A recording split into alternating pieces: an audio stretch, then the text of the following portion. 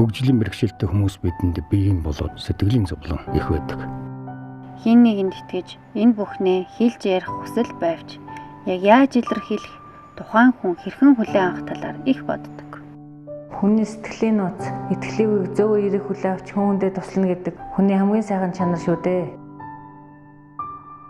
Хөгжлийн бэрхшээлтэй иргэд маань одоо нийгмээсээ гадуурхагдж байна. Одоо хүмүүсийн харилцаа хүнлэг биш байна. Амьдралдаа итгэлгүй болгож байна. Хамгийн анх энд орж ирээд хамгийн анх яриа сонсох өрөө нь бас тогтой байг гэд.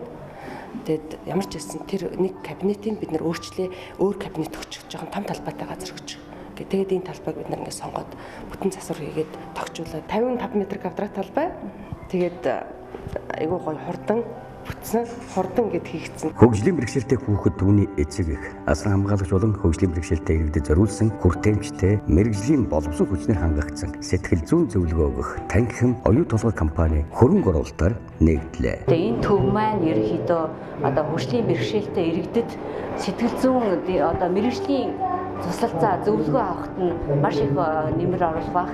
Тэдгээр хүмүүст бол сэтгэлийн дэм өгөх нь хамгийн чухал. Сэтгэл зүйн зөвлөгөө өгөх танхим Хаяг, Улаанбаатар хот, Сүхбаатар дүүрэг 7-р хороо, 11-р хороолол, Сэргээн засалт, сургалт, үйлдвэрлэлийн төв. Ивент итгэгч оюу толгой хязгаарлалтал хариуцлагатай компани. Утас 88 техник 85 36 77 77 20 техник.